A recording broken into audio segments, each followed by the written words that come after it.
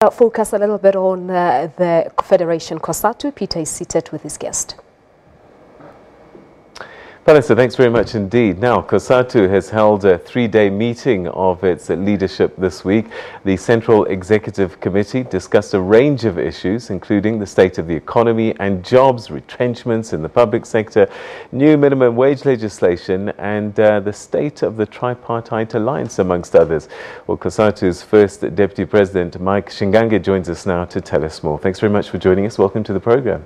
Thank you, Peter. Thanks for having us. All right. So, in broad terms, what would you say has been the outcome of your leadership meeting?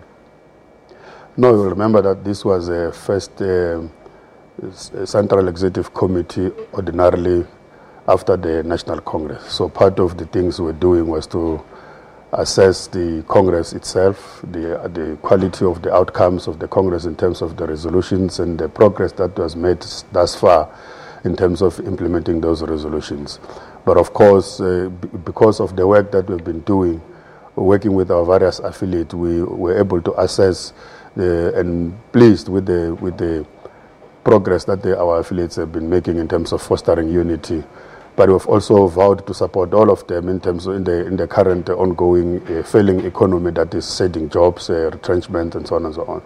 But of course, we did deal with the issues of the national minimum wages, as we said. We did deal with the issue of economy that is failing. We did deal with the issue of politics around the country and many other things. So that was a broad outcome. But our biggest outcry was that we are meeting at a time when the working class is facing tremendous cost of living that is very high, and which most of them are going to be facing what we call a Black Christmas now because of the retrenchments and All right. So, you know, being a member of the Tripartite Alliance, you have the ear of the governing party. What would be what you're going to say to them at the Tripartite Alliance meeting next month in terms of what they can do to cushion the challenges that the working class are facing, or perhaps even improve the economy? What's Cosatu's position? In terms of the Alliance Summit that is upcoming. What you're going to say about... There are many things that are supposed to go in there, but firstly, remember that we are a trade union. So first and foremost, before even we talk politics about in the Alliance, we would like to make sure that the rights and the conditions of workers, first and foremost, which is the biggest constituency of the ANC, which is the ruling part now, are supposed to be taken into consideration. But look, we think that the ANC, coming from its national conference in Nazareth, adopted fairly progressive resolutions. What we have detected even in this Central Executive Committee today is that there's a problem in the ANC wherein the state tends to lead the movement. The movement is not able to hold its deployee in the state accountable. The ANC is not able to make sure that its progressive policies found expressions into the policy of the state, to a point where ministers, they operate as a free agents. And the case in point recently is the Minister of Finance, who will speak indifferently to what the ANC holds for. The other case in point is that you have got the ANC that is totally opposed to retrenchments and job losses in this country from its resolutions and from its current pronouncements. But we have got a board here in the SABC that is busy pronouncing retrenchments and being very adamant to a point where a state that is a shareholder that is led by the African National Congress can rein in on the board.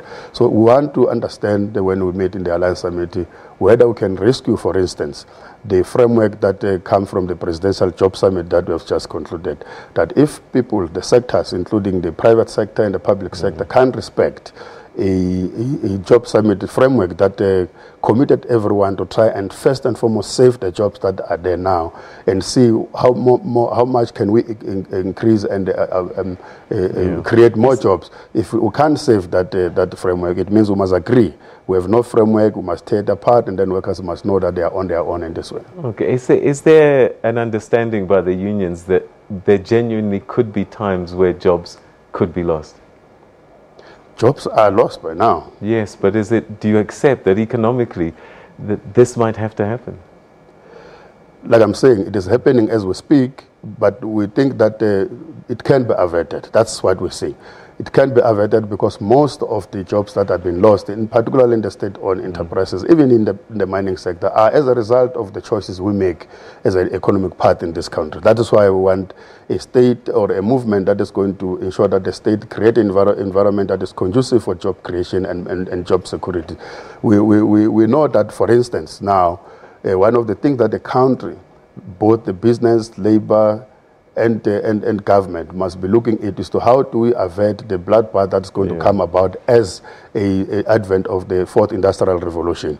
We need a just transitions. We need a compact that the social partners in this country must come together and plan for the just transition, rather than the fourth industrial revolution to happen as a disaster that is going to catch us unaware and then jobs get lost. We ran out of time, but I can't not ask you this. Minimum wage bill, you're all for it and you're happy that it's signed off. We have other labour unions who said, no, we're not happy with this. And I would think that, you know, the workers on the ground want a united labour force. The President addressed Cosatu and hoped and wished that labour would come together again in the future. Is this something that's on the table for you, to try and find a way to unify labour, all the labour forces once again?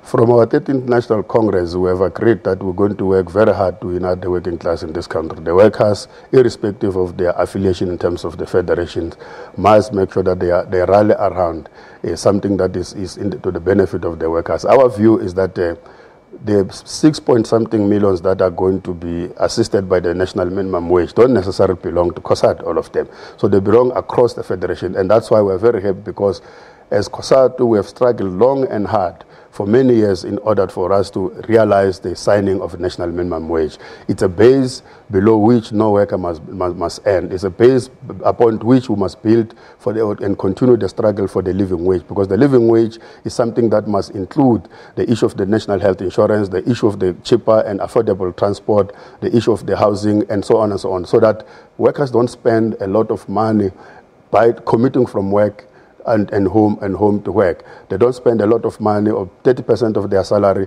to pay for health coverage. We want a national health insurance that's going to be able to make sure that people get health coverage irrespective of their pockets. In this way, the living wage is going to be realized. But the national minimum wage is something that we welcome, and we're going to make sure that all employers adhere to it and they comply with it as from the 1st of January 2019. All right, Mr. Shingange, we're going to have to leave it there. But thanks very much indeed for joining us today. Thank you so much. Thank you, Peter. All right, we're going to take a quick break, and after that we have more for you, and reflections on what's been happening today in Johannesburg. Oprah, the queen of talk shows, once queen of talk shows, was inspiring today. More on that just now.